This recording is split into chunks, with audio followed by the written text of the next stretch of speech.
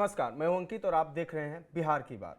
आज बिहार की बात में बात करेंगे, क्या चिराग पासवान बीजेपी से अभी भी नाराज हैं? क्योंकि चिराग पासवान कह तो रहे हैं कि सब कुछ लगभग फाइनल हो गया है, लेकिन उनकी पार्टी से जो खबर आ रही है वो ये है कि पार्टी के कई बड़े नेताओं की सीटें दांव पर हैं। उन सीटों पर या तो जदयू के कैंडिडेट्स उतरना चाह रहे हैं, कहीं मांझी के उतरना चाह रहे हैं, तो कहीं बीजेपी के।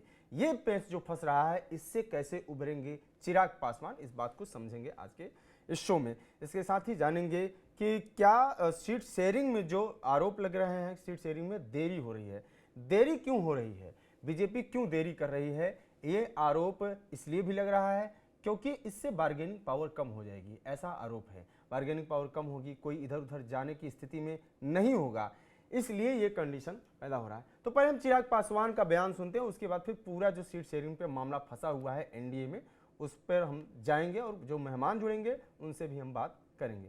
सुनिए। की बातचीत बहुत अच्छे से, बहुत बढ़िया से, कल जैसा आदरणीय नित्यानंद जी ने कहा, सकारात्मक, बहुत ही सकारात्मक रूप से बातचीत हुई है, हो रही है और अभी अंतिम दौर में अब ये बातचीत पहुंच चुकी है। मुझे लगता है जिस घोषणा का इंतजार आप सब कर रहे हैं कि कौन कहां कितनी, हम लोग हर एक माइन्यूट जितने भी डिटेलिंग्स है, हर चीज को हम लोग पहले ही डिस्कस कर लेना चाहते हैं, ताकि बाद में गठबंधन के भीतर किसी भी चीज को लेकर, सीटों को लेकर, प्रत्याशियों को लेकर, कहां पे कौन कैसे प्रचार करेगा, कैसे, हर चीज को विस्तार से हम लोग चर्चा करना चाहते हैं, जो कि बहुत अच्छे से हुई है, हो रही है और मुझे लगता है बहुत जल्द आप सबके सामने ख्याल रखा गया सर आपका आत्मसम्मान। प्रभु, जहां पे मेरे प्रधानमंत्री हैं वहां पे कम से कम मुझे अपने सम्मान की चिंता करने की जरूरत नहीं है। तो चिराग पासवान कह रहे हैं कि हम सारी बात सब कुछ अभी ही क्लियर कर लेना चाहते हैं, खासतौर से सीटों की बात। सीटों की बात पे मसला इसलिए फंस रहा है कि जैसा कि हमने पहले ही बताया कि कई सारी ऐसी सीटें हैं जिन पर किसी पे इनके प्रदेश अध्यक्ष लड़ना चाहते हैं, तो किसी पर संगठन के और लोग चुनाव लड़ना चाहते हैं। इससे भी बड़ी बात यह है कि चिराग पासवान जिन सीटों पर दावा कर रहे हैं, वो सीटें, उनमें से ज़्यादातर वो सीटें हैं जहां पे जदयू पिछली बार चुनाव लड़ चुकी है 2020 के चुनाव में। क्योंकि 2020 के चुनाव में चिराग पासवान ने सभी उन सीटों पर चुनाव लड़ा था जिन पर जदयू ने लड़ा था और बीजेपी की सीटों को छोड़ दिया था। तो जाहिर सी बात है कि वहीं ये मजबूत हैं। और दूसरा ये कि इनके संसदीय क्षेत्र में जो सीटें आती हैं उन पर इनका दावा है। इनका दावा कितना मजबूत है और क्या इनकी बातें मानी जाएंगी, इस पर बात करने के लिए हमारे साथ कुछ मेहमान हैं, उनसे आपका परिचय करा देते हैं। तो आज के इस खास प्रोग्राम में जो मेहमान जुड़ चुके हैं, प्रेम कुमार जी हैं, वरिष्ठ पत्रकार हैं, फैजान अहमद जी हैं, वरिष्ठ पत्रकार हैं, और प्रियदर्शी रंजन जी हैं, राजनीतिक विश्लेषक। सर, आप सभी का स्वागत है आज के शो में। शुरू करूंगा मैं प्रियदर्शी रंजन जी से ही, चूंकि उन्होंने कहा कि मुझे लेट है और जल्दी थोड़ा निकलना भी है। तो सर, पहला सवाल यही है मेरा कि क्या वाकई में चिराग पासवान संतुष्ट हैं बीजेपी से? अभी क्या आपको स्थिति समझ में आ रही है, या सिर्फ कैमरे पर इस तरीके का माहौल बनाया जा रहा है कि बात हो गई है और ऊपर से कोई दबाव बना है इसलिए ऐसा हुआ है? देखिए, जो स्थिति है ना, स्थिति बिल्कुल स्पष्ट कुछ घंटों पहले तक नहीं थी, लेकिन अभी जो तस्वीरें आ रही हैं उसके मुताबिक ये लग रहा है कि एनडीए के भीतर ठीक ठाक होने की स्थिति बन रही है। लेकिन अब भी बहुत देर हो चुकी है। जिस स्थिति में एनडीए के बीच सीट बंटवारे का मामला पहुंच गया, इस स्थिति तक पहुंचना नहीं चाहिए था। आप हर बार ऐसा करेंगे तो कैसे चलेगा? पिछली बार भी विधानसभा चुनाव से पहले एनडीए के भीतर सीट बंटवारों को लेकर के इसी तरीके से 3-13 का मामला हो गया था। बात बिगड़ गई थी चिराग पासवान की अंतिम मौके पर, इन मौके पर। फिर ऐसा ही लग रहा है कि ठीक है, मान लीजिए अभी के तारीख में चिराग पासवान मान जाए तो हो सकता है उपेंद्र कुशवाहा नाराज हो जाएंगे। जिन शर्तों पर भारतीय जनता पार्टी और जनता दल यूनाइटेड चिराग पासवान को मना लेगी, हो सकता है कि उन शर्तों को स्वीकार जीतन राम मांझी नहीं करें। तो पेच इस स्थिति तक पहुंचना ही नहीं चाहिए था। इतने, मतलब चुनाव आयोग ने तारीखों का ऐलान कर दिया और गठबंधन, सबसे बड़ा गठबंधन है आप, विश्वसनीय गठबंधन आप अपने आप को कहते हैं, और आपके सीटों का फाइनल स्वरूप सामने नहीं आया है। ये दुखद है, एनडीए के लिए दिक्कत वाली बात है। भले ही नेता चेहरा बना करके कुछ भी कह लें, लेकिन जनता को भी ये समझ है, सभी को ये समझ में आ रही है कि ठीक है, अभी तक तो सीटों का ही बंटवारा नहीं हुआ कि कौन ऐसा कितनी कहा जा सीटों रहा है पर कि लड़ेगा। जदयू की वजह से पूरी तरीके से पूरा ये जो अलायंस है वो मजबूर है, ये मजबूर नजर आ रहा है जदयू की वजह से, क्योंकि जदयू तो अड़ गई है कि हमको जिन सीटों पर लड़ना है हम उन पर लड़ेंगे और जितनी सीट चाहिए हम उतनी सीट ही लेके रहेंगे। अब बीजेपी क्या है कि सबको बीच विचुअल का काम करे, सबको मनाने की कोशिश कर रही है। तो क्या इसी वजह से ये देरी हो रही है या देरी की कुछ और भी वजह है? एक दिलचस्प बात मैं बताता हूँ, मैं रहूंगा डिबेट के अंत तक रहूंगा मैं, पहले मैं ये क्लियर कर देता हूँ। ये मैं बता रहा हूँ कि जो चीजें नीतीश कुमार को लेकर के कही जा रही है, देखिए जनता दल यूनाइटेड और एलजेपी, पहले वाली एलजेपी और अभी की एलजेपीआर ने कभी मिल करके विधानसभा चुनाव नहीं लड़ा है। कभी ऐसा, कभी लोकसभा चुनाव दोनों ने साथ लड़ा है, एक गठबंधन के बैनर तले लड़ा है, लेकिन एक गठबंधन के बैनर तले कभी जनता दल यूनाइटेड और लोजपा, आप अभी की तारीख में उसको लोजपा आर कह लीजिए, ने कभी एक साथ मिलकर के चुनाव नहीं लड़ा है। ये पहला मौका होगा जब दोनों साथ मिलकर के चुनाव लड़ेंगे। पिछली बार भी जब एक मौका बन रहा था 2020 में कि एलजेपी और जनता दल यूनाइटेड एनडीए के बैनर तले साथ में मिलकर के चुनाव लड़ेगी, लेकिन सीट बंटवारों को लेकर के पेच फंस गया था। कहावत है, ज्यादा जोगे मत उछाल। इतनी पार्टियां दोनों गठबंधनों में हो गया है, चाहे वो एनडीए हो चाहे वो महागठबंधन हो, बड़े दलों, तो इन लोगों को साथ में लेकर के चलना किसी भी गठबंधन के लिए बड़ा मुश्किल कार्य है, और ये दिख भी रहा है, दोनों गठबंधनों में दिख रहा है। लेकिन चूंकि बात चिराग की हो रही है, तो मैं ये कहता हूं कि जनता दल यूनाइटेड की जो आप बात कर रहे हैं कि जनता दल यूनाइटेड अड़ गई है, अड़ तो चिराग भी गए हैं जी। अगर विधानसभा चुनाव के हवाले से स्ट्राइक रेट का देखा जाए तो वो मामला बनता है।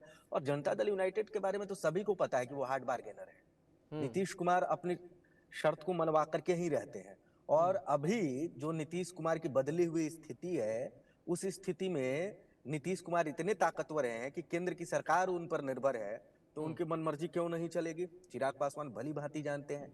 चिराग पासवान का मन इसीलिए बढ़ा हुआ है कि इनको लग रहा है, और ये बढ़ना भी चाहिए, लोकसभा चुनाव के दौरान जो उनकी सफलताएं रही उसको लेकर के, और लोकसभा चुनाव से पहले एनडीए के भीतर उनकी जो शर्तें मानी गई, जो चाहा, उसके पहले इनकी पार्टी को तोड़ दिया गया था। आरोप इन लोगों ने जनता दल यूनाइटेड पर ही लगाया था, चिराग पासवान और उनके समर्थकों ने, कि तोड़ा पार्टी को जनता दल यूनाइटेड के इशारे पर गया।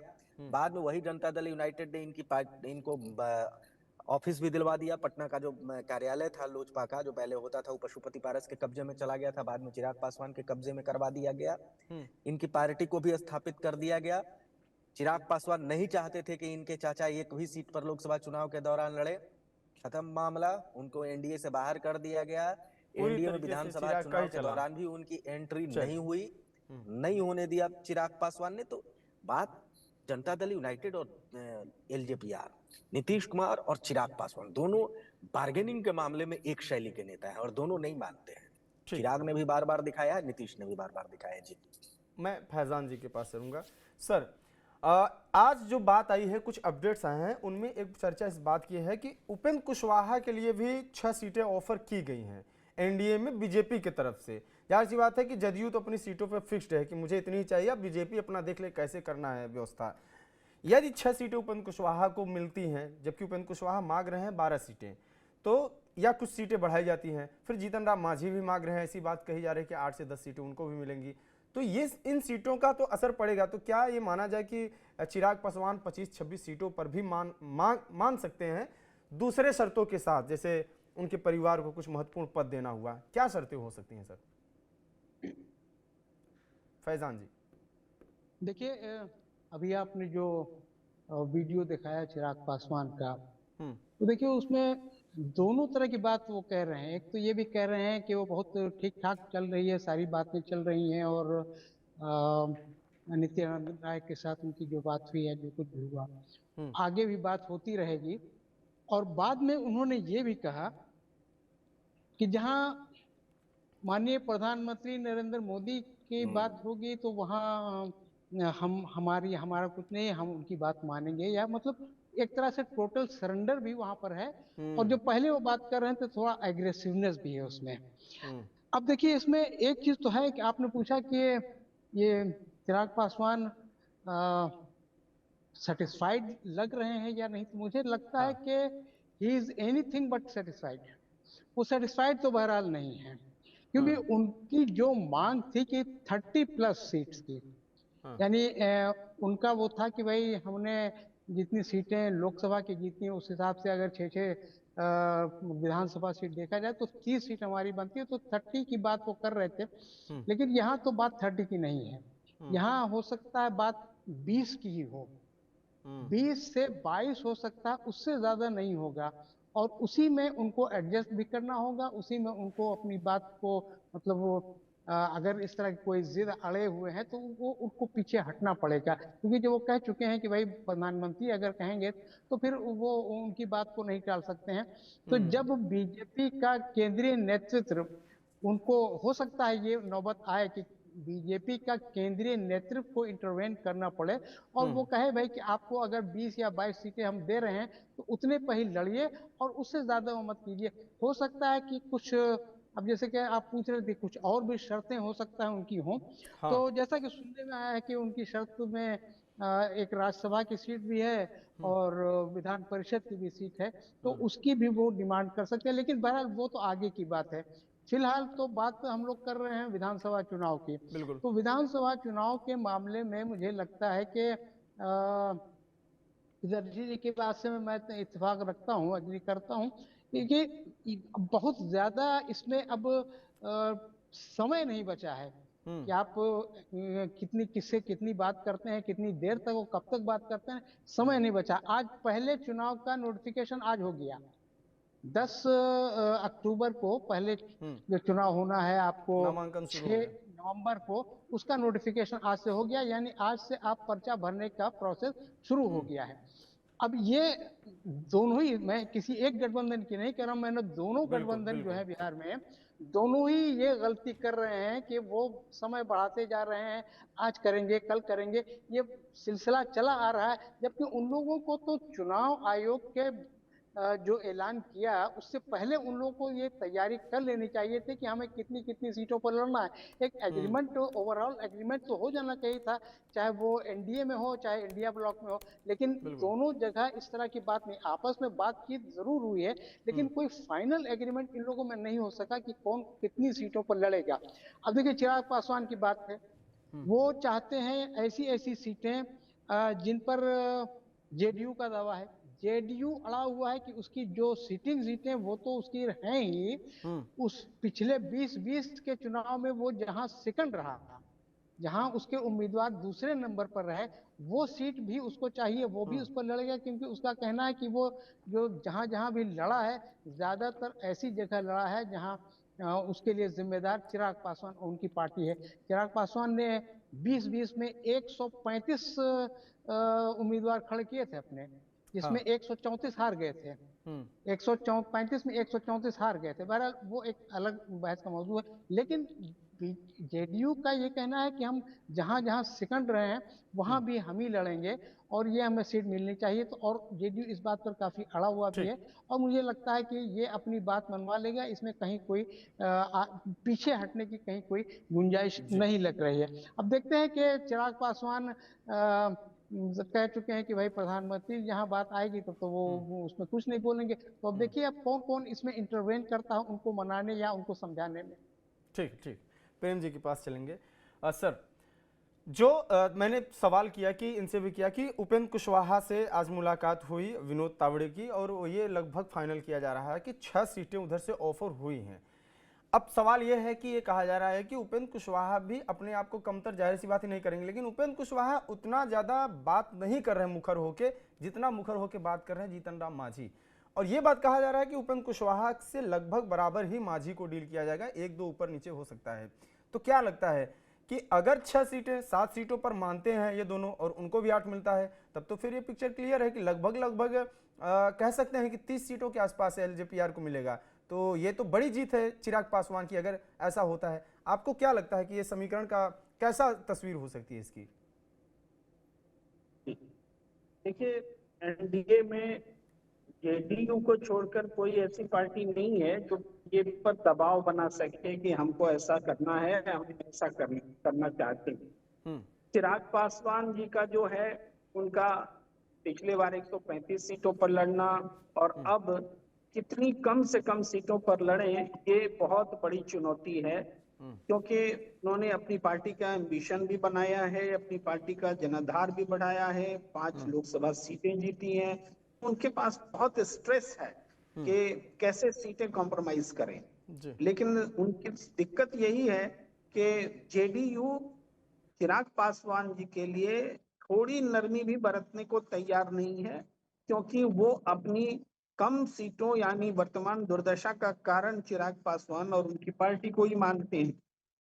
और दरअसल जब पिछली दफा गठबंधन उन्होंने बदला था, महागठबंधन की तरफ रुख किया था, तब भी उनका यही इशारा था कि आप लोग जानबे करते हैं कि कैसे हमको क्या किया गया था, तो उनका इशारा भी वही था। तो ये है कि जो भी कॉम्प्रोमाइज करना है बीजेपी को करना है, और बीजेपी के सामने चिराग पासवान को बहुत बोलने की हिम्मत और ताकत नहीं है। हाँ। क्योंकि हनुमान तो बोल के वो पहले ही सरेंडर कर चुके हैं। और दूसरी बात ये है कि बीजेपी चिराग पासवान को पालती पोसती भी रही है, इसके बावजूद कि उनकी पार्टी को तोड़ा, उन सब कुछ किया, लेकिन फिर भी उनको साथ लेकर चलती रही है। केंद्र में मंत्री भी हैं, कहीं फिर से मंत्री पद गंवाना न पड़ जाए, ये भी बात है। तो ऐसे में बहुत ज्यादा स्कोप है नहीं चिराग पासवान जी के पास में, लेकिन पब्लिक के बीच में वो क्या मुंह दिखाएंगे, तो इसलिए इस बातचीत को खींचा जाता है ताकि जो समर्थक वर्ग है उसको बताया जा सके कि हमने बहुत फाइट किया। दरअसल कोई फाइट वाइट नहीं है, वो तय है 40 सीट 50 सीट जितने अभी बोलते रहे, अब वो 20-22 के आसपास उनकी सीटें तय, इससे ज्यादा बीजेपी उनको देगी नहीं और जेडीयू तो छोड़ेगी फिर नहीं। मेरा जो ये सवाल है, मैंने ये सवाल इसीलिए किया कि दोनों की और सीटें बताया, अगर 20-22 सीटों पर चिराग पासवान को समेटा जाएगा तो फिर दो चीजें हो सकती हैं, 20 सीटें, फिर 23 सीटें लगभग बचेंगी। अगर 22 सीटें मिली जाती हैं तो 20 सीटें लगभग बचेंगी। तब तो मांझी और उपेंद्र कुशवाहा के लिए बहुत कुछ है। क्या मांझी उपेंद्र कुशवाहा के लिए सच में कुछ है, ज़्यादा है, और भी ऑफर किया जा सकता है, स्कोप रखा जा सकता है, या फिर आपको ये लगता है कि बीजेपी और जदयू और ज़्यादा बढ़ाना चाहती है, वो 100 पे नहीं बल्कि 103, 104, 105 टाइप में जा सकती है इन तीनों को दबा के? देखिए, मांझी और उपेंद्र कुशवाहा इन दोनों के लिए जेडीयू नरम हो सकती है, अतीत में भी होती रही है।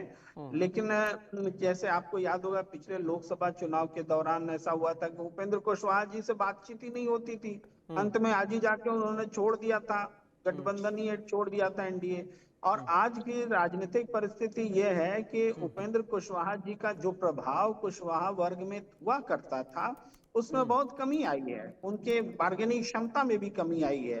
और जीतन राम मांझी जी के पास भी वो क्षमता नहीं है कि वो बढ़ चढ़ के मांग सके। वो तो एक बार नीतीश जी टपट देंगे तो बात हो जाएगी। कहा भी जाता है कि आगे आगे मांझी जाते हैं, पीछे पीछे नीतीश जाते हैं जब भी गठबंधन बदलना होता है। और बाहर में जो भी दिखे कि मांझी और नीतीश में डिफरेंस है, लेकिन अंदर खाने जो नीतीश जितना चाहते हैं उतना ही मिलता है मांझी जी को टिकट। तो वो है, हमें लगता है आप सही लेकिन कह रहे मांझी हैं, जी को बीच अपने में ही कोटे से उनको- तो नहीं देते हैं सर, ये तो बीजेपी पे ही डाल देते हैं हर बार ना कि बीजेपी देख ले। बीजेपी देख ले, ये कहने का टैक्टिस होता है ताकि बीजेपी जेडीयू जो है नंबर गेम में एक न एक सीट आगे रहे बीजेपी से, या बहुत खराब हो तो बराबरी पर लड़े। तो वो एक टैक्टिकल मूव होता है, लेकिन फिर भी मांझी जी के लिए वो जिच नहीं है कि हम इनको नहीं मिलना चाहिए जो चिराग पासवान के लिए है। तो नतीजा ये है कि आप ठीक बोल रहे हैं कि 20 सीट के भीतर ही दोनों को समेट दिया जाएगा, और ये चूं तक नहीं बोल पाएंगे। जो अभी बोल रहे हैं अपने समर्थकों को समझाने के लिए बोल रहे हैं कि हम बहुत फाइट कर रहे हैं, फाइट वाइट कुछ नहीं कर रहे हैं, जो देंगे वो लेंगे। चिराग पासवान जी इनका मांझी जी का स्टेटमेंट भी था कि एक भी सीट नहीं मिलेगा तब भी हम एनडीए में रहेंगे। चिराग पासवान जी का भी बयान है कि भाई मोदी जी का जो सम्मान है उनके साथ है, यही सबसे बड़ा सम्मान है, यानी अपमान वो मानते ही नहीं है। तो ये बाकी जो भी चीजें मीडिया में अपने समर्थकों के बीच संदेश देने का गेम है, वहां तो सब सरेंडर है। ठीक ठीक, प्रियदर्शी जी के पास इसी सवाल के साथ आएंगे कि माहौल बनाया जा रहा है मीडिया में कि हम तो खूब फाइट किए, हम खूब लड़े, और स्थिति ये भी बन सकती है कि अगर 20-22 सीटों पे 25 सीटों पे भी चिराग को किया गया और इधर 6-6 सीटों पे सेट कर दिया गया और मंत्री पद और राज्यसभा तो भेजे ही हैं, तो फिर ऐसे में क्या हम ये मांग चलें कि बीजेपी अपना ग्राफ बढ़ाएगी, जदयू अपनी सीटों की संख्या बढ़ाएगी, ऐसा कुछ कंडीशन हो सकता है? या आपको यह लगता है कि मांझी को सीटें ज़्यादा दी जाएंगी, उपेंद्र कुशवाहा को कम दी जाएंगी, और जो चिराग पासवान है इनको 25 से अधिक भी दी जा सकती हैं? नहीं, 25 से अधिक से ज्यादा मसला ये है कि कभी भी भारतीय जनता पार्टी और जनता दल यूनाइटेड उस स्थिति में किसी भी पार्टी को, चाहे वो चिराग पासवान की पार्टी हो, जीतन राम मांझी की पार्टी हो या उपेंद्र कुशवाहा की पार्टी हो, इसको उस स्थिति में नहीं जाने देंगे कि ये लोग मिल बैठ करके सरकार बनाने और बिगाड़ने की स्थिति में हो चुनाव के बाद। चाबी नहीं रहने देना है। था चाबी एक जमाने में 2005 में रामविलास पासवान जी के पास, तो खेल क्या हुआ था, बहुत गड़बड़ सबको किया। आज तक बहुत आरजेडी आई नहीं।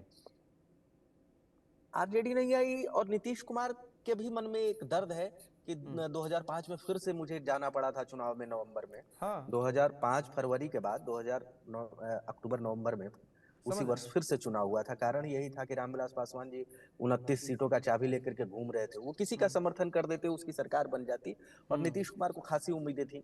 और ये पहला मौका नहीं है जब चिराग पासवान का घर तोड़ा गया था, जब पिछली बार तोड़ा गया था पशुपति पारस के हवाले से। इसके पहले भी रामविलास के घर में नीतीश कुमार ने ऑपरेशन किया था 2005 में, और दोनों की बनती नहीं है। देखिए, एक प्लेटफॉर्म पर, एक घाट पर दो शेरों को पानी पिलाना बहुत मुश्किल होता है। और शेर और मेमने, मतलब दो शेर ही मानिए दोनों को एनडीए के भीतर, क्योंकि ये अदावत बहुत पुरानी है। कभी मैंने पहले भी कहा कि कभी इन लोगों ने साथ मिलकर के चुनाव नहीं लड़ा है। रामविलास पासवान जी की पूरी जो राजनीति थी एनडीए के भीतर, तब के एनडीए के भीतर, वो नीतीश कुमार के विरोध में था पूरी तरीके से, पूरी तरीके से। कभी नहीं चाहते थे नीतीश कुमार को। जब वर्ष 2000 में पहली बार शपथ दिलाया गया था मुख्यमंत्री पद का, पहली बार नीतीश कुमार ने शपथ लिया था 7 दिनों के लिए, उस समय भी सबसे ज्यादा कोई नाराज था तो रामविलास पासवान जी थे कि ऐसा भारतीय जनता पार्टी को नहीं करना चाहिए था। 2005 में भी जो उनके पास मौका था, उन्होंने कभी भी नीतीश कुमार को के लिए दरवाजा नहीं खोला कि नीतीश कुमार मुख्यमंत्री बन जाए, वो भी उनके समर्थन से। वे मानते थे कि अगर नीतीश कुमार, और उनका डर सही भी साबित हुआ, एक बार नीतीश कुमार स्थापित हो गए तो फिर कहाँ किसी को चांस मिला एनडीए के भीतर मुख्यमंत्री बनने का, किसी के पास मौका ही नहीं रहा। तो वो डर उनका था। आज की तारीख में ये डर नीतीश कुमार को चला गया है कि अगर चिराग बन जाएंगे, एक बार स्थापित हो जाएंगे और सरकार बनने और बिगाड़ने की स्थिति में रहेंगे, तो मुझे तो नहीं बनने देंगे। बिल्कुल। अगर इनकी बदौलत मुझे मुख्यमंत्री बनना रहा तो नहीं बनने देंगे। ये बात और है कि लोक जनशक्ति पार्टी का विधानसभा में ट्रैक रिकॉर्ड बहुत खराब है, उतना बढ़िया नहीं रहता है, ये अलग बात है। लेकिन अगर एनडीए के साथ पहली बार Janata Dal United, Bharatiya Janata party, LJP, अभी एलजेपी आर उसको कह लीजिए, एक साथ चुनाव लड़ेगी, तो उसमें निश्चित तौर पर एलजेपी आर की सीटें बढ़ेंगी। ये 1 सीट, 3 सीट और 2 सीट नहीं रहेगा जो 2020 में 1 सीट, 2015 विधानसभा में 2 सीट, 2010 में 3 सीट, ऐसी स्थिति नहीं रहेगी। अगर 25 सीट भी मिलता है, तो अगर 10 और 15 सीट भी अगर जिताने में कामयाब हो गए, तो क्या स्थिति करेंगे ये? तो ये जो डर है ना, इस डर को बैलेंस न जनता दल यूनाइटेड कर पा रही है, न भारतीय जनता पार्टी कर पा रही है। और सबसे ज्यादा कोई मलाई मार रहा है ना इस स्थिति में, तो वो है जनता दल यूनाइटेड। सारी मनचाही सीटें, मन मांगी मुरादें उनकी पूरी हो रही हैं, क्योंकि केंद्र में भी तो हैं, केंद्र में इन्हीं की बैसाखी के बदौलत है। तो अभी जो चाहेंगे नीतीश कुमार, जो जनता दल यूनाइटेड चाहेगी, पहली मांग जनता दल यूनाइटेड की भारतीय जनता पार्टी पूरी करेगी। आपको क्या चाहिए? नहीं तो अभी मैं वो सब तो चीजें ठीक है, क्लियर हो गया। और वो गड़बड़ भी हो रहा है। एक चीज मैं इसमें थोड़ा सा मैं अंकित भाई लूंगा, इसमें गड़बड़ भी हो रहा है। भारतीय जनता पार्टी को कई ऐसी परंपरागत सीटें छोड़नी पड़ रही हैं, या आप छोड़ना पड़ेगा, नहीं छोड़ना चाहिए, जहां जनता दल यूनाइटेड है ही नहीं। उन सीटों पर भी जनता दल यूनाइटेड की इच्छा हो रही है कि हम लड़ जाएंगे, तो शौकिया लड़ जा रही है और कोई रोकने वाला नहीं है एनडीए के भीतर। तो ये स्थिति बनी हुई जी अंकित जी। ऐसी सीटें भी हैं जहां पे जदयू अपनी ताकत दिखा रही है। और एक तो सीट काफी चर्चित भी है कि ललन सिंह के क्षेत्र में पता ही है कि किस तरीके से डिप्टी सीएम जो क्यों प्रत्याशी आरजेडी के बागी उनको उतारना चाह रहे थे, और कैसे उन्होंने कहा कि हम नहीं लखीसराय के आतंक को वहाँ पे चुनाव नहीं लड़ने देंगे। तो जाहिर सी बात है कि जदयू की दावेदारी है। मैं फैज़ान जी से मेरा यही सवाल है कि क्या लगता है आपको कि अभी जिस तरीके से एक उम्मीद की जा रही थी कि 2020 के बाद कहीं ना कहीं बीजेपी या उसके पहले से ही बीजेपी अपना कद बढ़ाएगी धीरे धीरे, अब स्थिति ये दिख रही है कि जदयू जो कि 45 सीटों पर नीतीश थे, वो बार्गेनिंग उनकी पावर दिख रही है, वो कितनी तरीके से किस तरीके से डटे हुए हैं, और जो चाह रहे हैं उन सीटों को लेने की पूरी कोशिश कर रहे हैं, चिराग पासवान भी कर रहे हैं। तो क्या लगता है कि बीजेपी इस बार बैकफुट पे है? बीजेपी को ये लग रहा है कि किसी तरीके से सरकार को बचाया जाए, या स्थिति ये है कि जो भी मीडिया में चर्चा चल रहा है, जैसा कि प्रेम कुमार जी ने कहा कि ये सब चर्चाएं सिर्फ इन पर विराम लग जाएगा और ज़्यादा सीटें दी नहीं जाएंगी जितना मांगी जा रही हैं? देखिए, वो अलायंस या गठबंधन में जो जितनी पार्टियां होती हैं,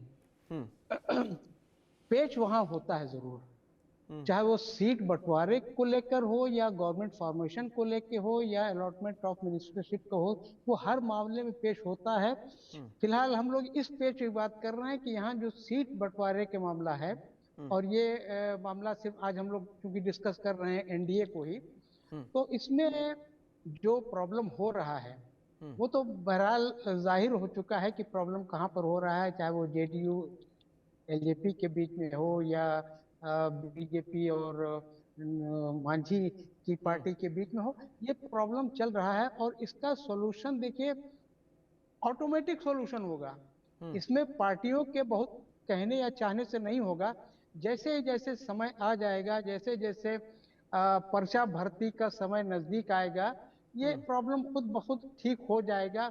और वो जो कहते हैं कि ठीक है अंदर में कुछ नाराजगी हो सकती है, लेकिन इलेक्शन तो साथ में ही लड़ना है, चुनाव तो साथ में ही लड़ना है। ये तो है नहीं कि कोई पार्टी वो जीतन राम मांझी कहें कि हम अलग से लड़ लेंगे चुनाव, या कुशवाहा कहें कि अलग से लड़ लेंगे, ये मुमकिन नहीं है। मतलब ये भी कहा जा रहा है कि इतना देरी इसीलिए किया जा रहा है ताकि ये लोग कह भी ना सकें, कहने की स्थिति में ही ना रहें, इसलिए इतना देर कर दो कि दूसरे से बार्गेन कर ही ना पाए, इधर ही रह जाएं। यहाँ ये भी एक बहुत बड़ा फैक्टर होता है। वो इतना समय निकाल लेते हैं, या उसको कहें कि वो समय गंवाते हैं कि वो दूसरी जगह जाने का उनको चांस या स्कोप ही नहीं बन सके।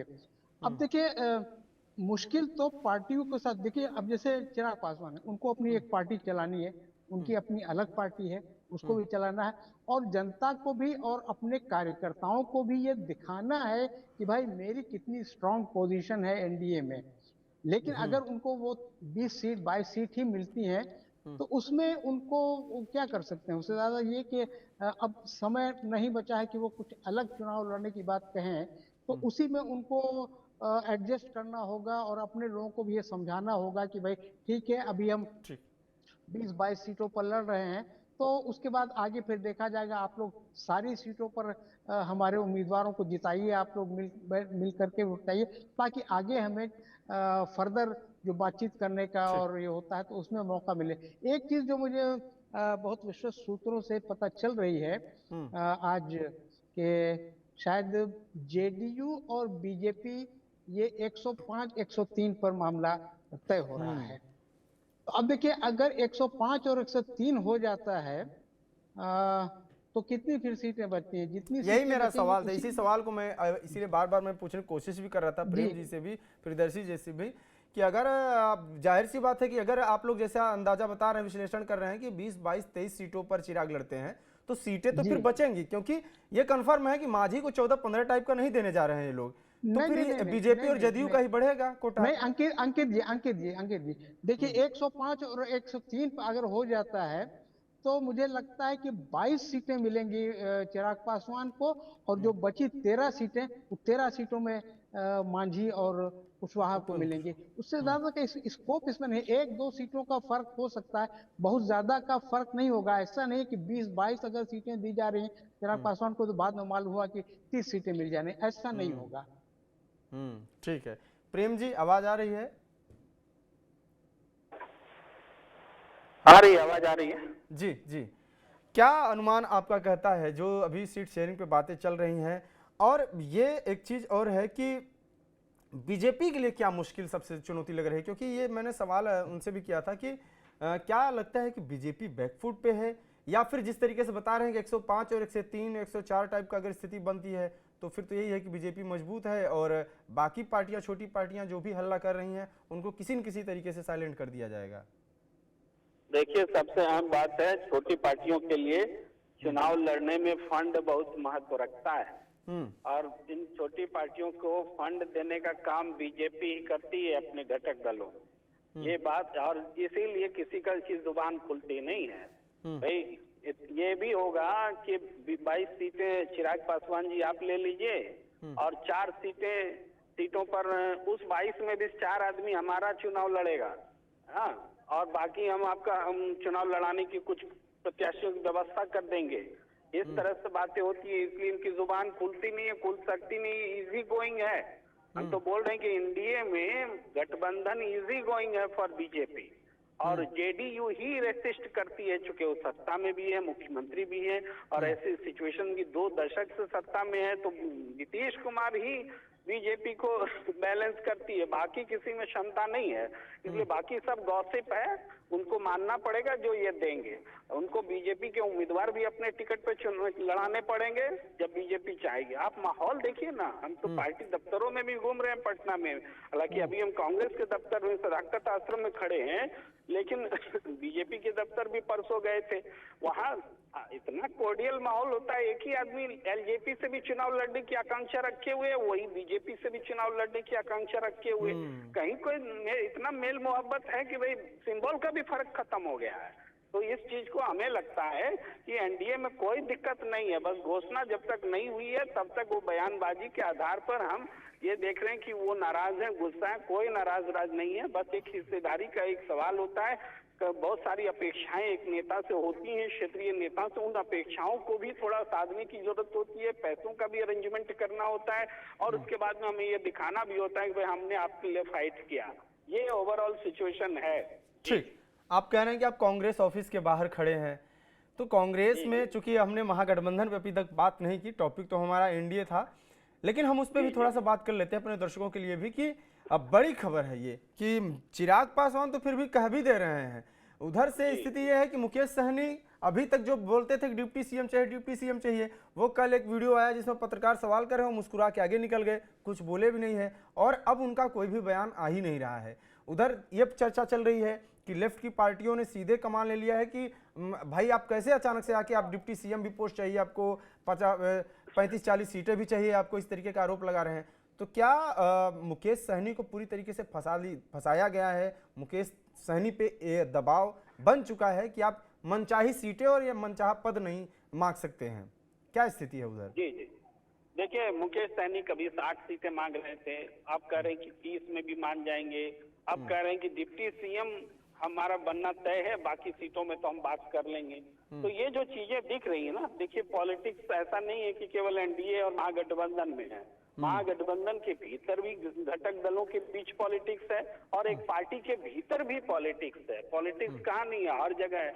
यहाँ पर लेफ्ट के पास, जहाँ उसके पास 2 सांसद हैं, जहाँ उनके पास में 12 एमएलए हैं, तो इनको भाई मुकेश सहनी से कम सीटें मिलेगी या थोड़ा बहुत ज्यादा मिलेगी, तो ये इन्हीं की जुबान से दरअसल कांग्रेस है या आरजेडी है, वो मुकेश सहनी को कंट्रोल करते हैं कि भाई आपका तो न एमएलए है न एमपी है, तब आपको हम 20 और 30 सीटें दे दें, और लेफ्ट का इतना है तो इसको हम ना दें, ये बोल के वो बैलेंस करते हैं। ये प्रेशर भी लेफ्ट की ओर से उठवाया जाता है, और लेफ्ट को सबको मालूम है कि 30-35 इससे ज्यादा ना इनका जनाधार है कि जहां जाके वो लड़ेंगे, और जहां जनाधार है वहां वो निश्चित लड़ेंगे, ये भी बात है। तो उनकी सीटें भी तय होती हैं कि इन्हीं सीटों पर हम लड़ेंगे, जबकि मुकेश सहनी और दूसरे जो पार्टियां वो किसी भी सीट को लड़ लेती हैं, वो बस देखती हैं जाति की संख्या कितनी है और दूसरे समीकरण हमारे कितने अनुकूल है, कोई भी सीट लड़ लेते हैं। लेफ्ट के साथ में वो समीकरण नहीं होता है, तो इसलिए ये चीजें तय है। ये विकास सहनी को वीआईपी को निश्चित रूप से बैलेंस करने के लिए लेफ्ट का इस्तेमाल किया गया है, और कांग्रेस ने तो कह दिया भैया ये आरजेडी का मामला है, वो दें, मुझे तो 58 सीटें चाहिए। 58 फाइनल भी हो गई है और सीटें तय भी है, और हमें लगता है आज रात भी हो सकता है ऐलान, कल भी हो सकता है ऐलान। महागठबंधन एक साथ सीटों और सीट शेयरिंग का जो फॉर्मूला है उसके साथ में मोस्ट प्रोबेबली कल ही पीसी होगी। चलिए, बहुत बहुत धन्यवाद आप सभी को, समय समाप्त हो गया है।